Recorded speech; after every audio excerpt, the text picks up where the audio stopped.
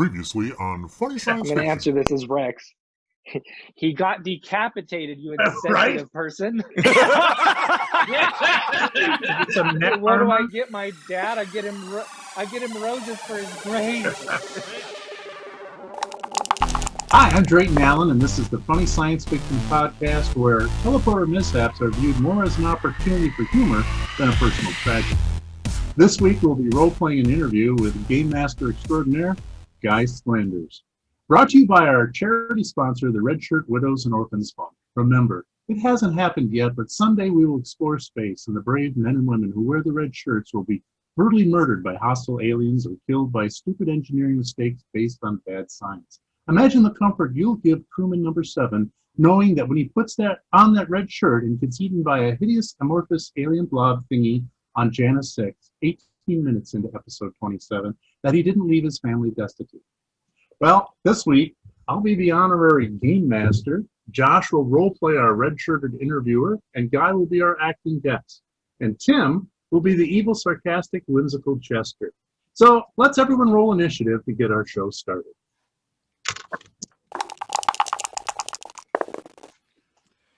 Oh. Josh, your turn. Well, wonderful. I'm going first. I'm going to roll my interviewing skill. Oh. 1. First of all, we'd like to introduce Guy Sclanders, who's helped disrupt the role-playing community to strict rules of adherence, in which if they don't follow them by the book, he gets banned by the banhammer of righteousness, which has led to uprisings in the community, and frankly, they're outraged. Guy, public wants to know, why do you hate on Star Trek so much? I think he'd love to answer, but I think he's frozen. He's frozen again. Darn. Oh, He's in shock. I actually don't think he's frozen. he's in shock. He's not He's in frozen. shock. Well, we tried. We tried. Poor guy and his internet. Oh, There. there, he's kind of back. He's His back. face moved. His face moved. He went from to Oh, there you go. Now you're back. Now you're He's back. back. Do it again. That was hilarious, actually. your face was frozen for the longest time. Like, oh my Like god, you're what have shocked. I done? I can't believe. Did I actually agree to do this show? Yes. What?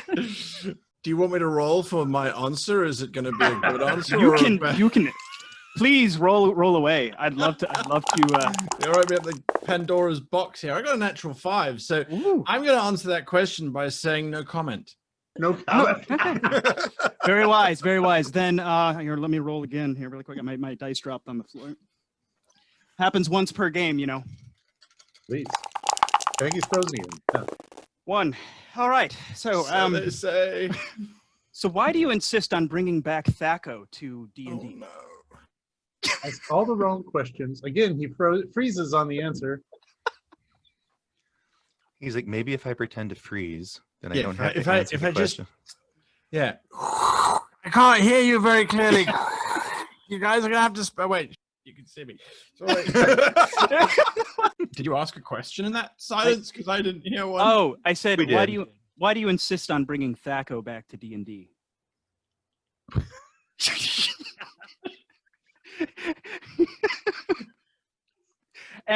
And for those listeners that don't know, Thaco is this beautiful table that everybody uses, and it's just so very, very useful. Not useful. Not at all. all. It's Oh my goodness. No. Why do I bring back Thaco? Because I want to kill the industry and end it all. I want it all to be over, and we're all going to go and become an accountants because that's the ultimate goal, right? exactly. So, for all those of you who actually know Guy, he loves Star Trek, likes sci-fi, all that kind of stuff. In general, he promotes a mindset of acceptance and fun being the standard principles of role-playing. Your gaming will just be so much better when you follow his principles. As an individual who I've enjoyed this type of gaming and stuff, my gaming enjoyment went through the roof after watching your videos. So less about being an accountant, right? So Guy, welcome to the show. Thank you. Officially this time. Relax. I'm getting all tense. Going, wait, I didn't say that. Is that what you think? Really? What? Oh my god. I rolled a 1, okay? I can't. Right.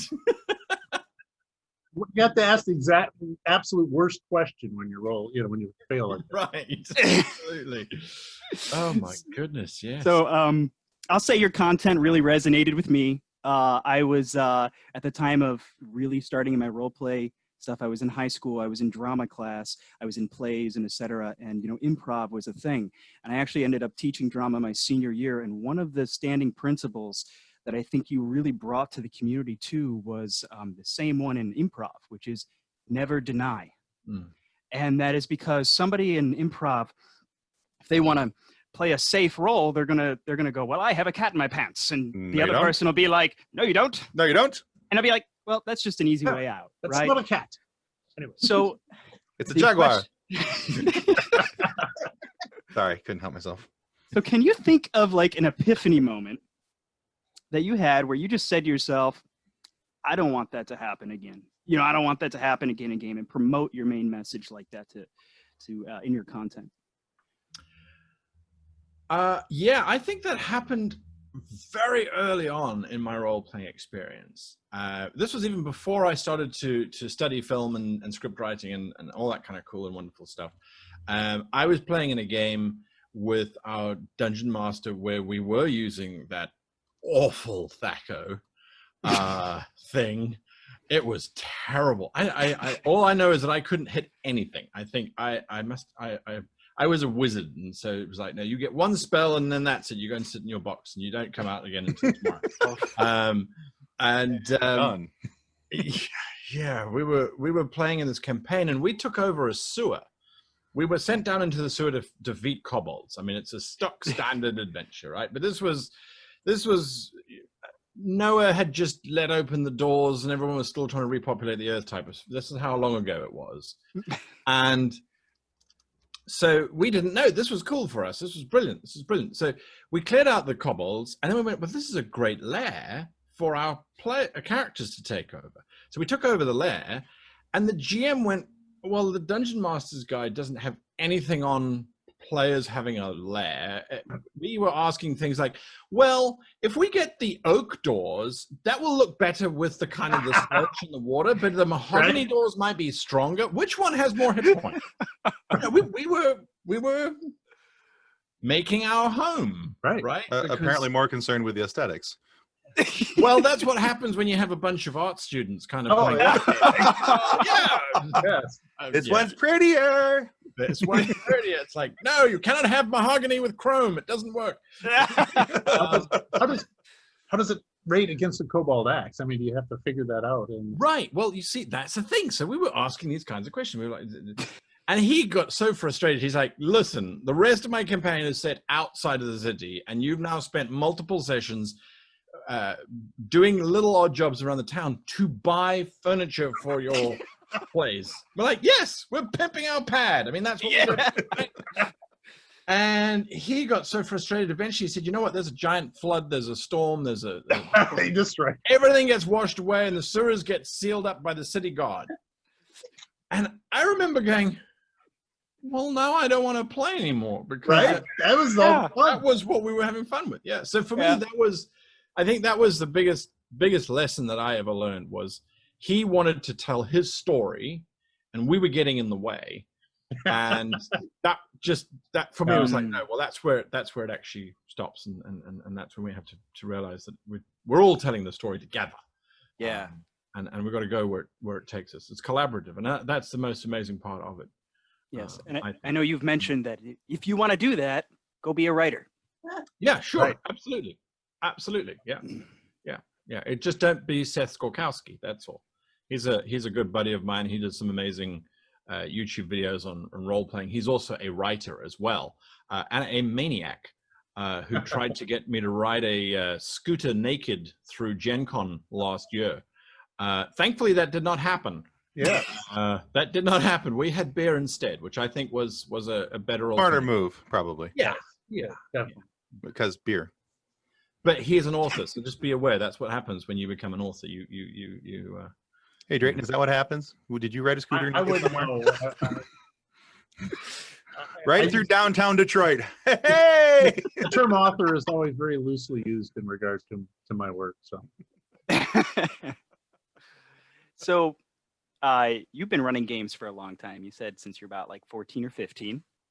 And so you've had plenty of experience, but other than just experience, you're deeply involved, I'd say, probably more than any American would be, living in other places and traveling. And so you're a pretty cultured individual.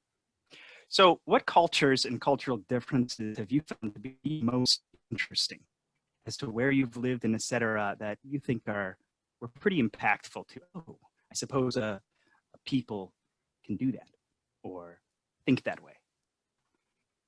I would have to say, I think when I lived in Tokyo, the most amazing thing about Tokyo is that the role-playing community there's two different role-playing communities: the Japanese role-playing community, and then there are the English-speaking role-playing community.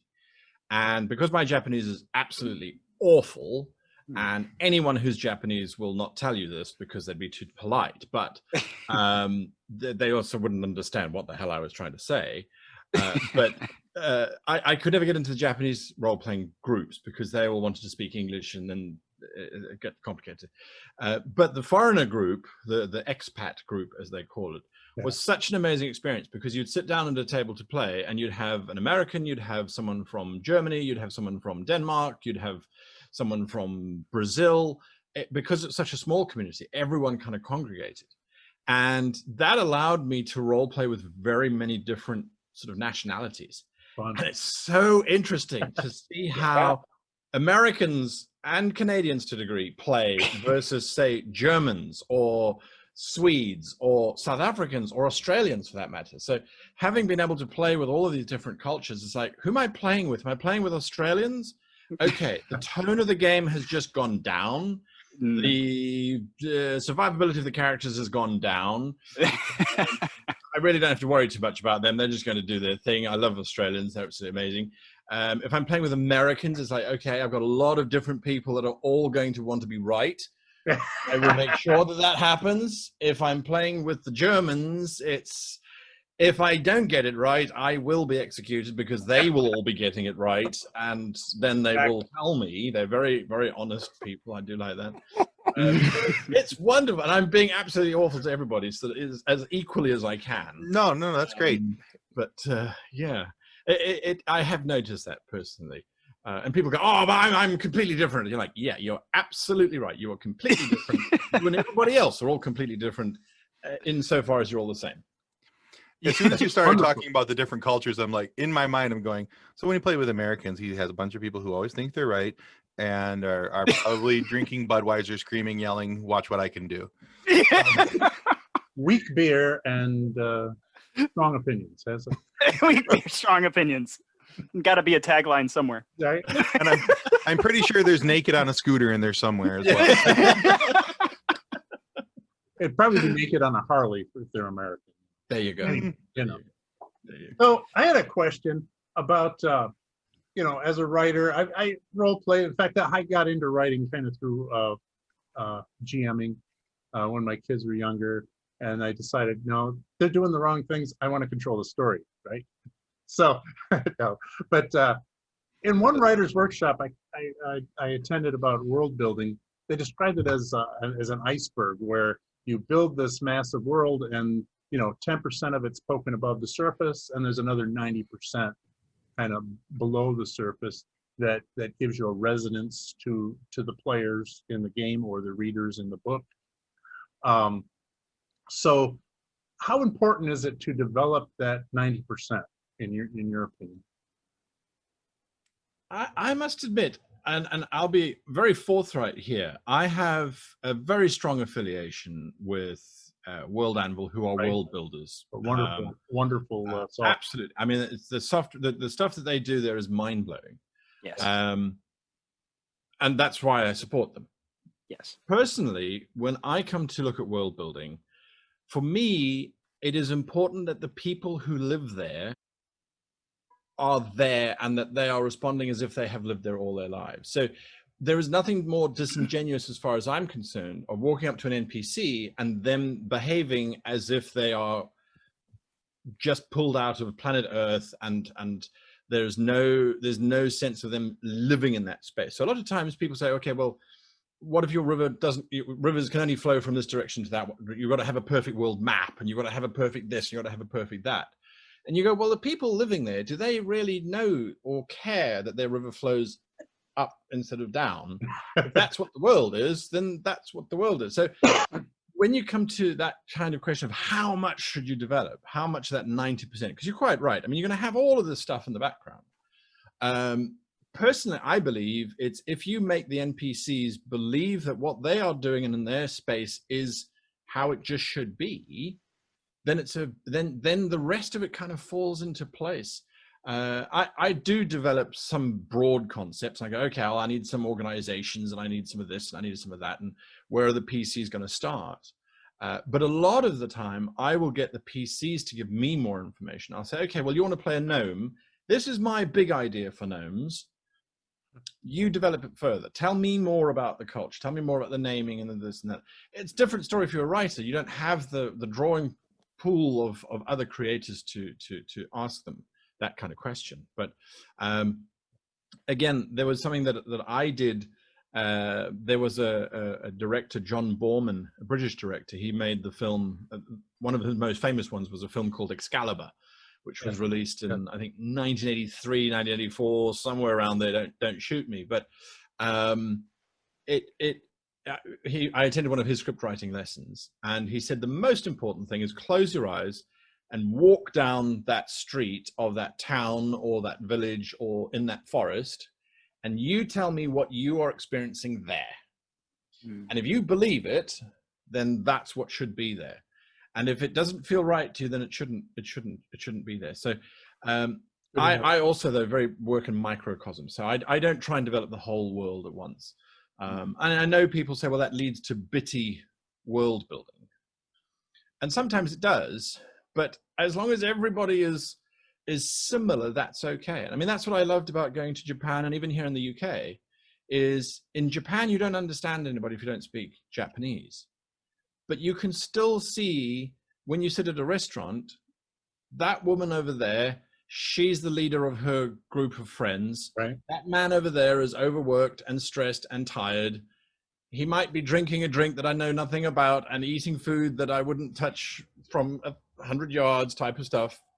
But he's still a person, and he's still tired, and his job is still wearing him down. So I don't know if that answers the question or not. But that's wonderful. Well, I'm kind of the reason I'm asking is really to justify my own laziness as a writer. Because I kind of developed this relaxed, I'll figure it out as I have to approach world building sometimes for my stories. And I'm just wondering, in your opinion, am I a slacker, or do I get a pass if my characters and other elements are really strong? Give me the truth. Yeah, no, absolutely. I think the one area we have to focus on is once you start a thread, once you plant your flag, from there it has to grow in a logical kind of way, or it needs to grow in an illogical way, right? But have some kind of logical reason behind it. A classic example is, and let me not draw from Japanese culture. Let me go from another culture. So in Africa, there's a group of people called the Zulus, and they're a very proud people. They're hunter-gatherers and some agrarian culture. And there was a very famous king, King Shaka Zulu, who effectively created the Zulu Empire and really revolutionized stuff. But his mother, her name was Nandi. And in Zulu, that means very nice, pleasing, happiness, that sort of thing. When she died, he declared that word was completely and utterly illegal, and that no one could ever use it ever again to describe something, because you would describe water as Nandi if it tasted nice, or the food would be Nandi. So after him, that word ceased to exist. So it creates a discontinuous illogicality in their word structures and that sort of thing. So if they had literature beforehand, they'd be using this word, and then suddenly it would stop. Wow. Now that might be you as the writer forgetting that you'd ever invented that word. But provided that when someone goes, hang on, but why aren't you using that word anymore? You go, oh, well, because you see, and this is you making it up on the fly. Right. 500 years ago, that word was banned by They banned the word. Yes. or whatever that kind of thing is. So we have these wonderful notions that there is this continuous thread in our world, and that as creators, we should try and get the same immaculate pattern, and it doesn't exist. Right. It doesn't exist, and it happens because people go, no, I don't like the color red anymore. Red is out. That's why I love history, because history doesn't have to make sense. It doesn't have to follow a plot. And so most of my reading and such that I do, I enjoy history because of that very fact. Because when I watch a work of fiction, I'm always, why did he choose to do that? I'm always questioning the author now. But when I read history, it's like, well, they're just people and they're doing stupid stuff. That's just what happened. It totally does. Exactly. So, guys, you can see, comedy to us is kind of important. We like to laugh. We like to be irreverent about a great number of things. But I think you would agree that in order to make a story more interesting, or a game more interesting, that comedy can be an important factor. It can add fun to the campaign. It can add fun to the characters, add a depth to them. But it also can make the villains more villainous, especially if they're a bit sarcastically evil in their villainy. So what we were thinking is maybe you could share with us a story about your favorite funny moment in a game that you were involved in, if you can think of one. Wow. So yes, interesting question. And the only reason why I think it's an interesting one is because you often go, well, that's situational, and you kind of had to be there. And you go, oh, I've got this great story, and then you tell it, and everyone's like, yeah. Oh, yeah. Well, you have to be there. Like, Great story. Thanks for sharing. Yeah, thanks for sharing. Now can you go away? So, I completely agree. Humor is absolutely vital. Whether you are doing a horror or science fiction or fantasy, it's absolutely key. And when you look at the great works of literature, most of them have funny moments in them somewhere. It might not be very, very often. So I think in terms of funny moments, it was funny because it actually happened. And nobody expected it. Nobody expected it. I had a player character drop 40 tons of beans onto my giant nemesis, who was riding a white dragon, and he killed 3 of his other fellow PCs at the same time. Yeah, of course. Nobody knew that was going to happen. The party had split up effectively, and 3 of them had gone suicidal and gone to attack my giant nemesis. They weren't supposed to attack the giant nemesis. He was actually positioned in such a way that they couldn't normally get to him, except one of them shapeshifted into a spider and climbed the rest of them up to this place. No. As a GM, you're kind of watching this going, well, they're climbing towards my big bad, and it's adventure number 2, and they're only supposed to face him in sort of 20 or 30 levels time. Right. Let's see where this goes. Way too soon. And the other character, he was on their flying sky whale, because I like flying sky whales. And who doesn't? He was bored. And he's like, well, I'm waiting for the others. And you go, well, you don't see them. So, all right, I take the sky whale up and have a look. And there they are fighting against this Dark Lord on his white dragon, losing. And he goes, well, we got cargo, right? And I said, yep, you got 40 tons of beans. He's right. Okay, I rotate the sky whale 180 degrees and just drop 40 tons of beans onto the whole thing. That's fantastic. It was, yeah, it's one of those moments where you kind of go, I don't know how to do this, because that's brilliant. But right, I'm fairly certain there is no rule anywhere that details what the damage is from being hit by 40 tons of beans. It has to be death, right? Complete and utter decimation. Yeah. Yeah. Absolutely. Got very slowly. Yeah. I think you drop 40 tons of anything on something, it's going to be a problem. It's gonna cause a problem, right? Yeah. Absolutely. And what a good point about comedy when role-playing too is that, it really does depend on the people you're with and et cetera, because there's various inside jokes that you start building upon. So I understand why I was like, oh yeah, I guess that would be hard to like really explain properly. So Like yeah. if we were to do a story, we would have to do a story about Nick, our shadow mage, backing up an ambulance into an overhead door. Is that why you're like, what is that? Right? Guy, Nick, you is have that to why watch you- episode 1, guy. To in get that last game joke, that but- I heard you playing? Is that why you went up the backside of the giant? You went through the rectum during Dang near killed him. Rectum. it rectum. Okay, It's amazing how often that happens, isn't right? it? I mean, one moment you're fine, and the next minute there's just a gnome going up where a gnome should be. And you Right. Boldly go where gnome has gone before. right? No, Right? no gnome. No gnome. Exactly. No gnome has gone before. What game? I was actually in a game the other day. With a bunch of Australians, that's why. Down under. Down under, up under, and in under, and then that was the problem. Oh my gosh. Yeah, and you kind of go, well, I don't know what damage you take when your colon is eviscerated by effectively a demented wombat. So anyway, I mean, yes, absolutely. I mean, I think Under hopefully your decimation. proctology skill. well, exactly, right? I think that might be a good book to write. Gnomes in awkward places, or How my innards got wrecked by a demented wombat. Gnome alone. Gnome alone. No Malone too. Wombat's So- revenge. This is a serious interview. Come on. It's very Yes, serious. we're very serious. Very. So Utterly. you know, nowadays a lot of people are meeting for Zoom, obviously. I'm back. Back. Oh, my Bro. Oh, God. I didn't even notice you freeze, so that's good. All right. Oh, really? It I was thought it just was Yeah, no. face of panic. We're You're hiding good. from a T-Rex. Yeah, that's what we keep saying. There's a T-Rex passing by his window. So That's right. so nowadays a lot of people are meeting through Zoom. Oh yeah. A lot of communication is nonverbal, Oh, right? They say that 7% of communication is words, and then the rest is simply tone of voice and body language and all this stuff. And you have some background in virtual reality as well, and you have a good interest there.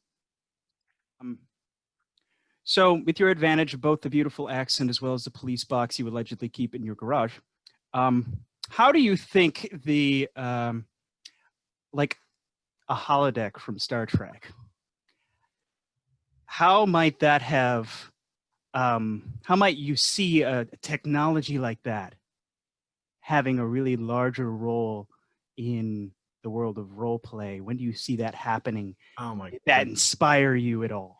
Oh my goodness. Well, that's the end of humanity. I'm convinced. Yeah. I'm convinced. Barclay's syndrome, or what do they call it? Barkley. Yeah. Yeah, that's right. I know about that. His holodeck addiction. I think that's exactly what would happen. I mean, it really, really would. At the moment, you know, we've got all of the VR, but that's ridiculously expensive to get into, and then it's very technical. And I'm working with a couple of developers at the moment. Well, they're doing it. I'm just giving them my 5 cents and telling them that what they should add and that's Nice. where they're trying to make it as immersive as possible. But the tech is always the barrier. So when you get to something like a holodeck, where the technology is invisible, wow, good grief! Forget real life. I mean, we just wouldn't live there. The Matrix, plug me in, call me a battery, but let me play on the holodeck. I really don't care. I mean, I think that would be an amazing space. And you suddenly go, well, forget being you're not a movie director anymore. You're not an author anymore. You're not a dungeon master anymore. Now you're creating a real world where you can create your NPCs to have these plot lines and this sort of thing. And when you actually look at the holodeck from a how would you write a holodeck novel? Right. Mm. Oh my The God. amount of AI that needs to be present in the background with some basic actions already programmed, because otherwise it would be like choosing an adventure book. You'd walk up to the holodeck hologram and you'd say something that's completely off script, Right. and the next minute it would hand you a bucket because it sort of tried to interpret what you were asking. Yeah. And, you know, so fabulous technology. I would love to have it, but I don't think you'd ever leave. I really don't think you'd ever leave. Yeah. I mean, it would just be amazing. There'd just be feeding tubes running to each of us as we right? turn into blobs. Right. But what was interesting, I don't know. Well, I find this interesting anyway. We were involved in virtual reality technology and 360-degree production of stuff, and we did an experimental film where it's the same story, but you can watch either perspective. So it's a bunch of heroes rescuing their mate from evil Nazi Germans, and you can watch either the Nazis interrogating the hero, or you can watch his friends coming to try and save him. But it's in a 360 environment. So when you look to your left, they're the Nazis. When you look to your right, they're the heroes. And they're running up a hill, and you can run with them, or you can go back into the interrogation room.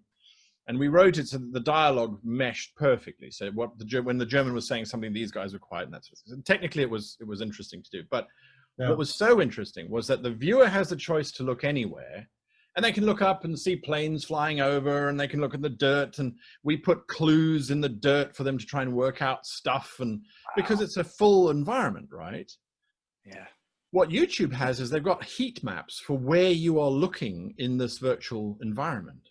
And the humans, the viewers, we still only looked at the faces of the people participating in the whole. Occasionally there would be someone who looked around a little bit, but we just look at each other's faces and you go, well, the holodeck, that a complete immersive environment, as amazing as we would find it, to someone who already had it, you wouldn't be going, oh, wow, look at this amazing architecture. You'd be going, yeah, it's another amazing cathedral. Yeah, they downloaded that off of mesh.com or whatever. And I learn the people. So the story is still about the people. So yeah, I find that fun. Well, while he was describing that, did anybody else hear the song Steelers Wheel, stuck in the middle with you, going through their head? Nazis to the left of me, heroes to the right. Sorry, I couldn't. There's another question from our admin, Deb. She had heard about the police box as well that was in your garage, and was curious, how do you think games like roleplay were played in 76 BC? And how might that, what do you imagine probably happened back Ancient Roman role-playing. Yeah, I'm just making sure. 76 BC, it's like, okay, what was happening on planet Earth in 76 BC? I think that it was, it was probably a whole bunch of Romans sitting around speaking Latin, and I won't attempt to speak Latin, going, all right, so you see Visigoths on the horizon. What do you do? What do you see Scythians to the right, Dacians to the left. What do you do? What do you... Here I am stuck in the middle of you. Well, pretty much. Got him Pretty started much. again. He's just setting them up. It's not my fault. Well, at least someone's taking them down. Otherwise, it's just leave me hanging. So I tend to think that it's just, I see a whole lot of Life of Brian going on in 76 BC. They're playing some role playing. Rolimus the Decimus.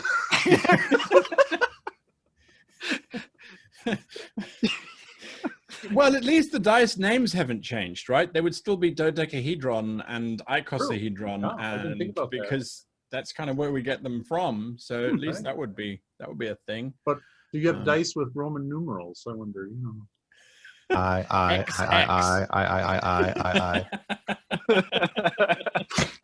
Somebody will have to make those. I actually have not seen dice with Roman numerals, but that's only because you have a whole bunch of players going, I rolled a 4. No, it's a 6. Wait, Wait a minute. yeah, Flip it over. exactly. Well, there's a rolled marketing opportunity. I rolled a V. What happens with that? Yeah. Oh man. So a lot of people know you love Star Trek, and some even know you did a little bit of voicing work for a mod in New Horizons video game in 2016. That's right. Can you tell us a little bit about that? Well, that was a lot of fun, and that was just me sort of interfering and stuff, because the guys were doing a mod, and I really enjoy the mod space for some kind of games, because there really are not enough Star Trek games out there. The most I think the most impressive Star Trek game that was ever released was a game called Birth of the Federation. And that was 1996. It was actually a 4X game before 4X even existed. It was a really complicated game. They really tried to push the envelope on it, but it was so buggy that it didn't do so well. So this mod came out and I kind of got hold of them and I said, hey, I would love to do some voices. And they went, well, there's a whole voice thing. And I had to sign all kinds of things. And then they're right. You're right. You are doing Romulan. You are doing, there was a race. I still can't remember the race that the other race that I did, but I had to go and try and find an episode where this race existed just to see if I could hear their voice. And of course, couldn't hear any, because I don't think they were even voiced. I think it was just sort of one of the randoms in the background. So we sort of tried to fudge that, but that was a lot of fun. But after a while, you kind of realize that the voice actors who do computer games, they probably can't play computer games because then they're just hearing themselves going, yeah, I shall comply as you wish en route. We're under attack. It's like, oh, shut up. Yes. You know, but anyway, I mean, that was a lot of fun. That was a real lot of fun. And yes, Star Trek is a great passion of mine. Yeah. Especially if they're perfectionists, I would imagine that would be rough, you know, we're en route. Oh, I should have put more conviction behind that. Yes. We're under attack. Well, that didn't seem real. Yeah. I didn't believe it. Anyone else believe it? Very believable, no. Do you ever do that with your own videos? Kind of like over criticize your, like, I don't know. Mike. For myself, I do that all the time to myself, like over criticize and like, oh, I should have said it this way or that way. Or generally speaking, I'm usually sitting there just going, what was going through my mind when I did that or that or that? And actually this morning I was looking at videos from 4 years ago. And I kind of go, there must have been a really weird amount of chemicals in the water that year, because that was the year that the YouTube channel started to grow. And it's like, I have no idea why. It was awful. The production quality was terrible. You know, anyway, you change, you learn, and you adapt. And as long as you can see that you were making mistakes, and then when you look at current stuff, you go, making less of those, you're progressing, and then that's a good thing. That's good.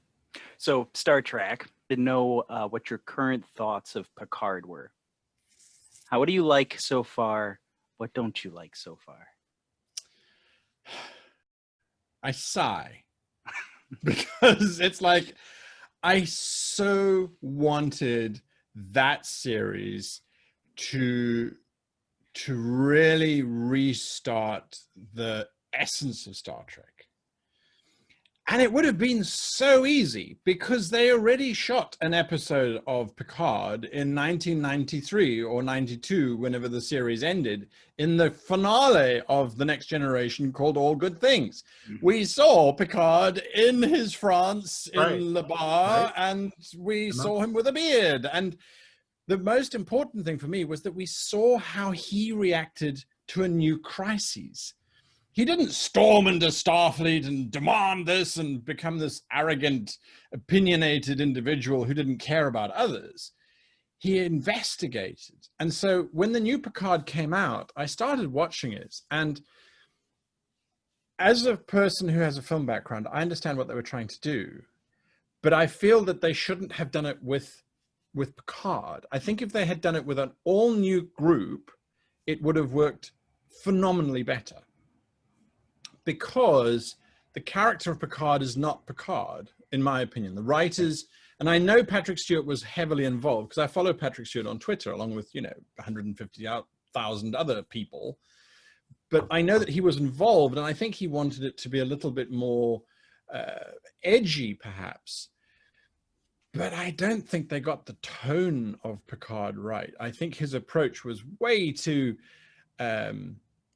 aggressive. And not the Picard that he was. And I understood that they tried to build it up, that he was angry about the betrayal that he felt the Federation had given to him. But we've seen Picard multiple times just accept what the Federation have ordered him, not agree with it, but accept it because he's the champion of the Federation. I mean, really, the Picard that we see now, the series, he behaves more like Kirk than he does Picard. Yeah, good point. Yeah, and I was like, yeah, not how I will remember Picard me personally. I think Star Trek Nemesis, the final sort of TNG movie, that for me was still Picard being Picard before he changed. Yeah, that's just my opinion. I mean, I can go on and on and on and on and on, but was there a character from the Next Generation that you think the storyline would have fit better than Picard? You know, somebody else in that show? Worf, Riker, you know. You said he was aggressive. I was just... Yeah. No, to be perfectly honest with you, I don't think so. I think that's why J.J. Abrams' original Star Trek film, when it aired, did so well from a relative position, because it was a complete reboot. There were none of the original actors except for Spock, but that kind of made sense from a narrative perspective. And he wasn't the lead character. He was in the background. Right. It was almost a cameo. It was a cameo, and I think it was a nice cameo. I do so too. That's why I think his reboot worked. And this Picard, to me, that, you know, they were juggling with, well, Discovery has done so well because it's edgy sci-fi. And I think Discovery did well because they kind of removed everybody from the original series, and we had new people to supposedly latch onto. Not that we did, because they're all boring. But aside from that, moving forward, at least they had a clean slate, so they could do some interesting things. Whereas with Picard, it was like, oh, it's so nice to see Picard. It's so nice to see Fat Brent Spiner. You know, it's really cool to see Riker and Deanna Troi and all of her plastic makeup. You know, but it was nice. But they could have done a few little cameos, and they should have learned. By the way, as far as I'm concerned, they should have learned, because the ending of Star Trek Enterprise, that entire series should have warned them not to try and go back to what they were doing. They should have done a clean slate. But at the end of that, once again, we had Deanna Troi and Riker.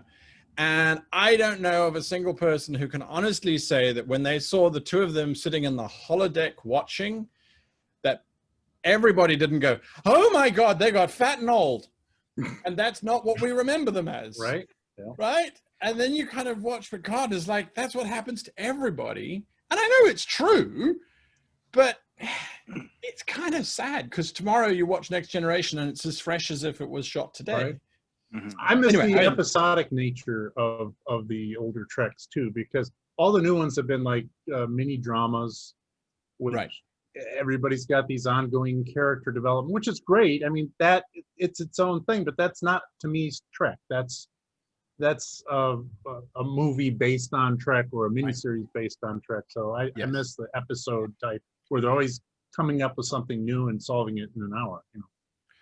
Theoretically, that's what they're doing with the new spin-off with Pike. There's lots of rumors on the fact that that's going to go back to being a little bit more episodic. But Deep Space Nine was the first of the old guard that started to have overarching narrative. Right.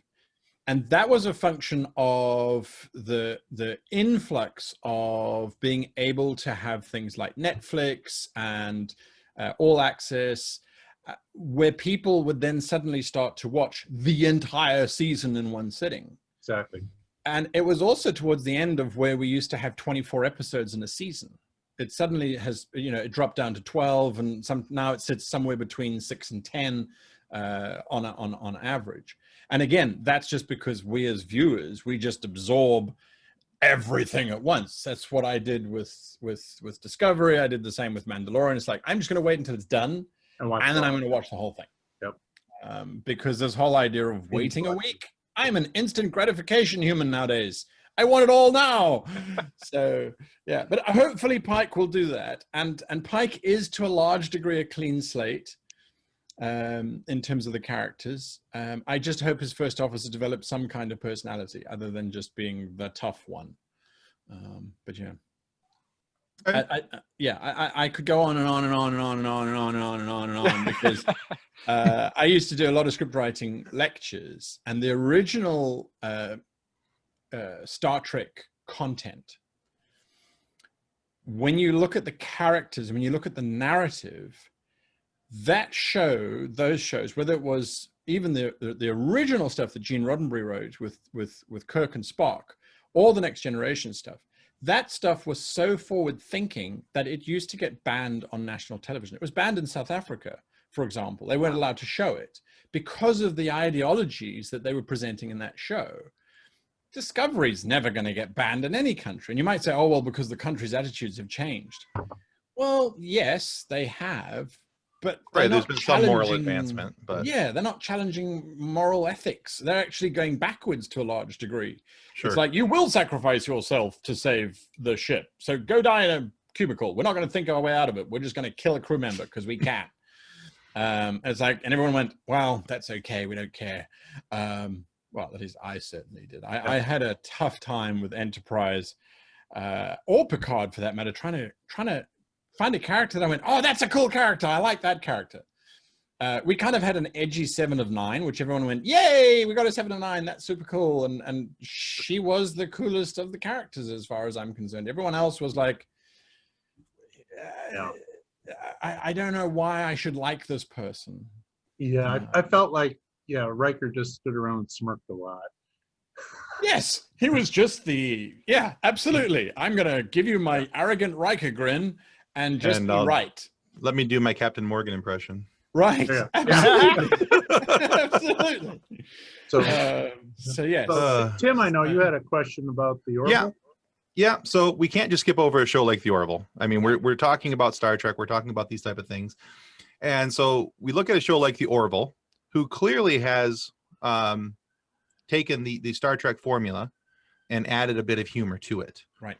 So tell me what you think, what they're doing right, and perhaps what you'd love to see it go to next in terms of the genre and what they're trying to do with it. Yeah. So, I mean, it's a brilliant show in terms of the content that they are showing. There's some episodes in the Orville where I look at it and I go, I don't know if this should be on television, if this is a kind of subject matter that we should be dealing with. And instantly you go, then this is exactly what should be on television, because they're questioning our ethics. You know, there's that one episode where it's gender reassignment for Bortus's child. And you're like, holy moly, this is so intense. This is such a debate. This is exactly what Star Trek was doing in the 60s and in the 80s, and is not doing anymore. Now we don't care. Now we're just falling back on standard sci-fi tropes. So I thought the Orville was absolutely brilliant. I haven't seen the last season because I don't have Hulu or whatever it's currently hosting. Yeah, I think it's on Hulu right now. I think it's on Hulu, yeah. But the first season blew me away from that perspective.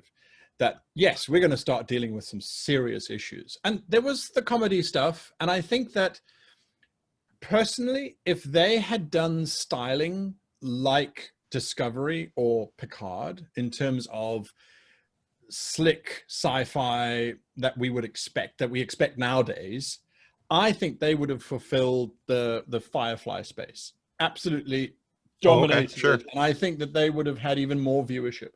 I think by going with the more stylized Enterprise D look, I think that was their mistake, because I forget the name of the AI. It's gone straight out of my head. The robot in Orville. Anyway, it's gone out of my head. If you look at his styling, that look was established in Metropolis, the black and white German film from the 1930s. And it's C-3PO, and you go, well, maybe that's paying homage to that. And yes, it is, sure. But there's a line between, I'm paying, homage to this ancient sci-fi thing and the rule of cool. And I think cool would have done better because the writing was cool. The writing was better. Right. And you look at the characters and you go, well, this character's interesting. And they're not just, oh, these two have got a marital issue. There are a whole lot of levels to it. It's not just he's an alcoholic. I don't think there's anyone who's an alcoholic on that one. Right. But you look at the alcoholic woman in Picard. Look at some of the characters from Orville. Then look at the alcoholic character from Battlestar Galactica, the reboot from 2006, and that's Colonel Ty, and that's how you do it. where they don't wear it on their sleeve and it's hidden, it's a burden, it's something that they bear, it's something that everybody else knows about and doesn't know what to do about. And there aren't these weird one episodes where I try and reconcile with my child who we didn't know about or care about. So when he says, "Stuff you, I'm leaving," we all went, "Okay, bye." Right. You know, so yeah, and this comes back to role playing as well, and script writing and story writing is, if we don't know who these people are and we don't have anything to identify with them, and they have an encounter, if we didn't set up why that encounter is happening, no one's going to care. Right. And I think that's what Discovery and Picard to a large degree have been doing, is that they've been forgetting to tell us why these things are important, or they've been trying to be clever in their narrative by going, "Oh, something dramatic happens, and now we'll do a flashback sequence to why it's so important." And you're like, well, it's already happened. I don't care now why. The Borg cube was a classic example, in my opinion, of, well, oh, they got a Borg cube. That's amazing. How did they get this? Where's the interesting thing. Exactly. Yeah. You know, and what's the setup between the Romulans and the Federation using the Borg?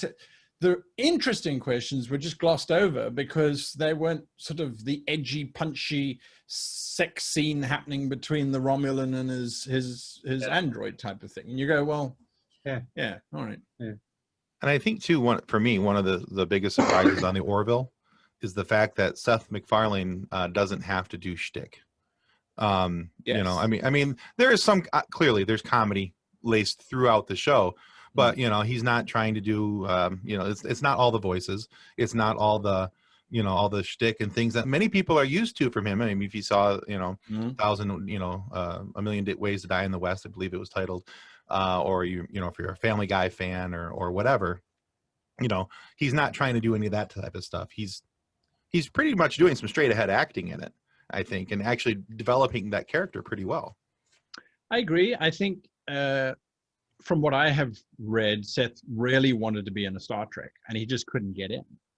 Okay. Yeah. He wasn't. J.J. Abrams wasn't going to let him in onto his show, and I don't think Discovery had been around, or most likely he'd tried to get in on Discovery and got sort of quietly told no. Sure. So I do believe, from what I've read, he started Orville specifically because he needed to be in his own. Well, all in all, it makes me keep wishing for, you know, a Douglas Adams version. I love the type of guy because the randomness and the cleverness is just, there hasn't been anybody to write like that since then, and you know, I'm a huge fan of Douglas and also Pratchett. I love Pratchett stuff. All right. Well, thanks so much for being on our show, Guy. We encourage everyone, whether they're an author, writer, artist, game developer, storyteller of any sort, just plain want to have some fun and try out role playing or anything. Guy has the absolute most put together, simple series on how you and your friends can get started, as well as even resources to find games with others online. So if you guys want to play a funny sci-fi game, Guy has content specific to that exactly on his YouTube channel. So if any listeners are building a sci-fi game, already playing a sci-fi comedy role-playing game or anything like that, please message us on our Facebook group, Funny Science Fiction. We'd love to hear about it. What's the name of your YouTube channel? My YouTube channel is called How to Be a Great GM. All right, good. We want people to go and subscribe and follow and listen to what you've got going on there. Absolutely. And is there any other place where people can find the best content from you? Yeah, if they head on over to the website, that's www.greatgamemaster.com, then they'll get access to everything, all the books and the templates and podcasts and all that kind of other stuff that we do. Excellent. But yeah. Great. Well, we're to the end of our role-playing session here, and it's time to hand out experience points, everybody. Guy, I'm going to give you 10 points to spend on your character for surviving not only the interview, but also surviving the attack of the London Internet Web Crusher.